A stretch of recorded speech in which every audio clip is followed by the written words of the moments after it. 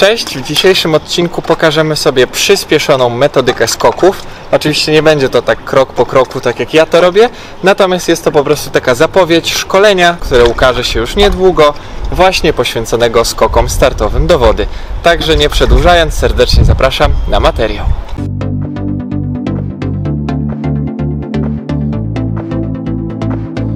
Na początek zaczniemy sobie od tego, od czego ja zwykle zaczynam naukę skoku startowego, czyli od wślizgu do wody. Możemy nauczać skoku jednonóż oraz skoku z dwóch nóg naraz. Ja osobiście nauczam jednonóż, natomiast później czuję się zobowiązany pokazać ten sposób obunóż, gdyż wiem, że na pływalniach dość często słupki startowe są plastikowe, bądź też są z jakiejś takiej materii bardzo śliskiej, to też skok z dwóch nóg jest pewniejszy. Ale my dzisiaj porozmawiamy sobie tylko o skokach z jednej nogi.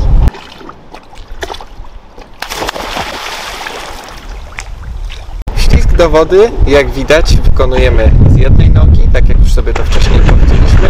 Głowa jest schowana między ręce, a nasz zawodnik, nasz podopieczny znajduje się równo z linią wody, bądź też minimalnie nad tą linią. Proponowałbym murek, bądź też właśnie ten spływ basenowy. Nie wybierać słupka, szczególnie na początek, gdyż jest on dość wysoko i może troszkę naszych zawodników peszyć.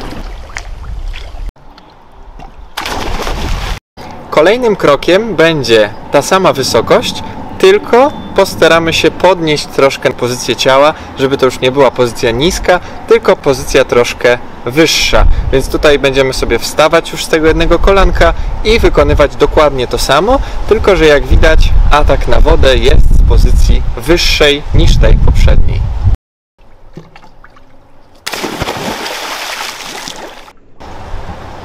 Kolejnym krokiem już nie będzie ta niska, ta pośrednia, ale już całkowicie wyprostowana pozycja. Jest to tak zwana pozycja jaskółeczki, jak kto woli, takiej wagi przodem, gdzie w momencie, kiedy będziemy chcieli zrobić ten wślizg, bo to jeszcze nie jest skok, nie ma tej fazy wybicia zbyt mocnej, musimy złożyć się na wpół, czyli tak jakbyśmy troszkę zrobili taki scyzoryk, kończyny górne nam idą w dół, kończyny dolne nam idą do góry i na tej zasadzie przez podniesienie mocne nogi, która jest z tyłu, tracę równowagę i wpadam do wody. Już? No. Przedostatnim krokiem, jaki sobie tutaj dzisiaj pokażemy, jest już skok startowy z pozycji startowej, czyli już jesteśmy dość nisko. Natomiast, żeby go wykonać, należy się odbić, musi być ta faza lotu, faza wejścia do wody i te wszystkie pozostałe.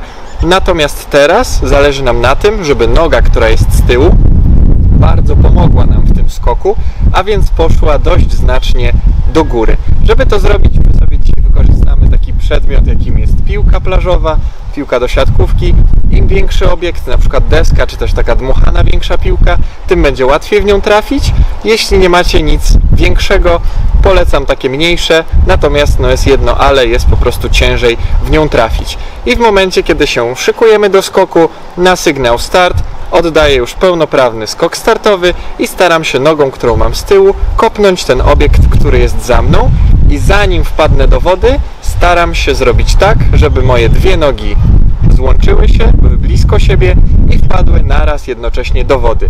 Najczęstszym błędem przy robieniu tego wariantu jest tak zwany taki krokodylek, gdzie noga, którą wyrzuciliśmy do góry, zostaje w górze, a ta, która była z przodu, po prostu zostaje w dole. Więc tego staramy się unikać, chcemy, żeby dwie nóżki wpadły naraz do wody.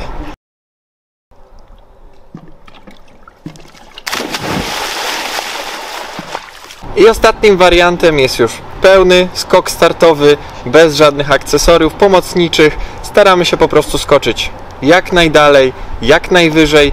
Ja tutaj dzisiaj jestem w warunkach ogrodowych, więc głębokość mojego basenu troszkę mi to uniemożliwia głębsze wejście w wodę, natomiast normalnie będąc na pływalniach, gdzie mamy około 2 metrów od strony słupka, można śmiało próbować skakać sobie troszkę głębiej i tak jak na poprzednim materiale to pokazaliśmy, noga, która jest z tyłu, stara się ciągnąć mocno do góry, druga noga, która była w tym czasie z przodu, do niej dołącza i naraz wszystko nam wpada w wodę. Więc to już jest ta ostateczna wersja, której po prostu chcemy się trzymać na zawodach.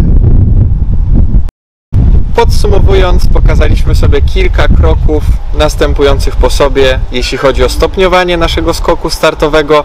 To, w jaki sposób Państwo wybiorą, czy z jednej nogi, czy z dwóch, jest kwestią bardzo indywidualną. Natomiast jak można zaobserwować aktualnie na zawodach sportowych, większość sportowców skacze z jednej nogi, ponieważ jest dość szybki czas reakcji, szybszy niż obunóż, no i bardzo porównywalna odległość tego skoku.